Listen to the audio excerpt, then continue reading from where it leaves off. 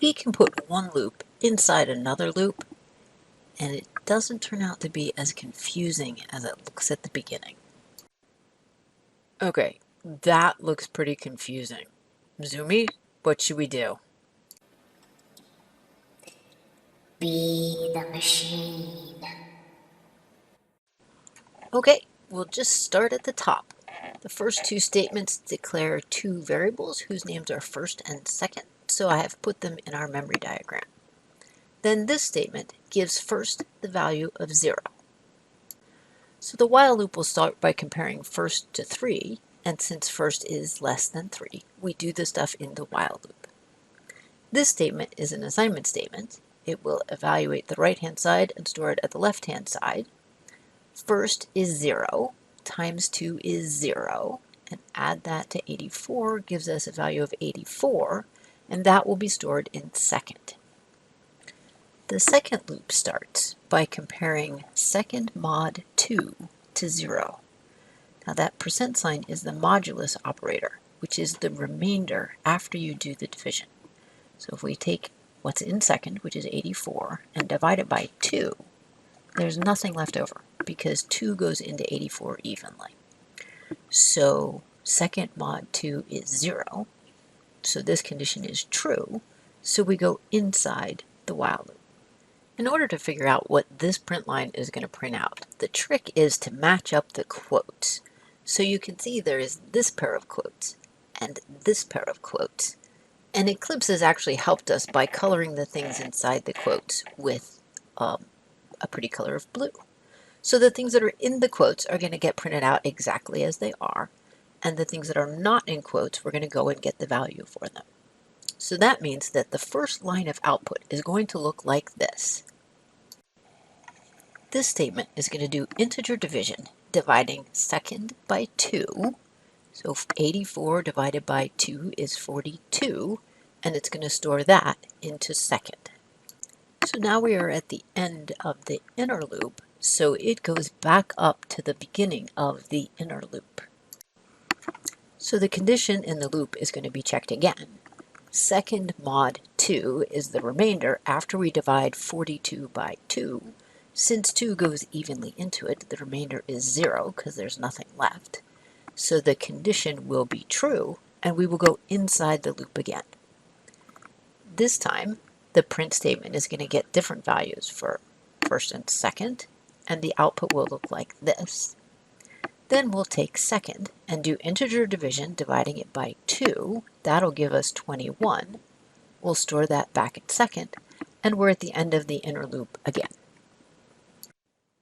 This time, when the loop checks its condition, it's going to take the 21 in second and divide it by 2.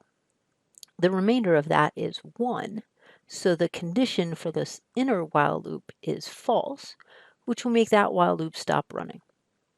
The next statement that gets executed will increment the variable first, and it will become 1. Then we're at the bottom of the outer loop, so we go back up to the top of that outer loop. It checks to see if first is less than 3. Since that is true, we go inside the loop again. This time, when it goes to calculate the value of second, it'll take first times 2, that's 2, and add it to 84 and get 86, and it'll store that in second. Then we start the inner loop again.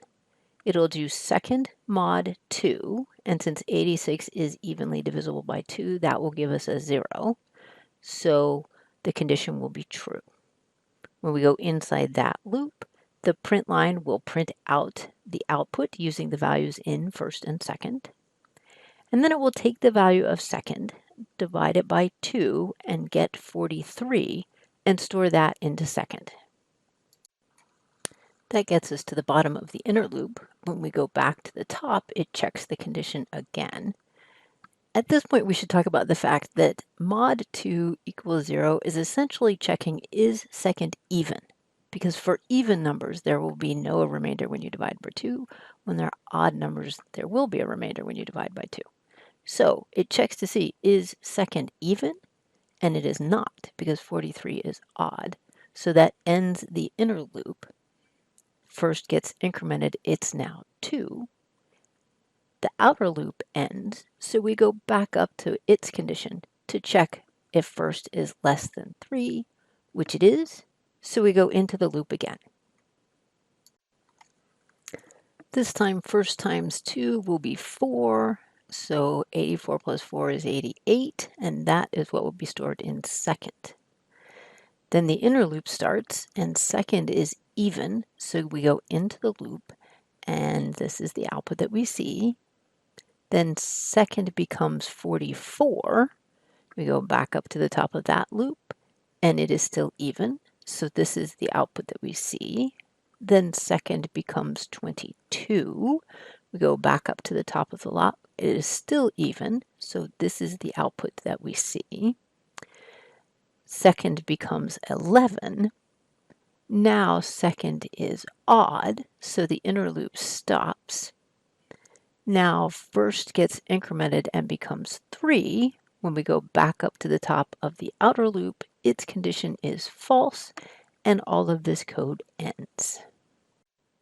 So the thing to remember about nested loops is that the inside loop does its whole set of passes every time the outside loop does one pass.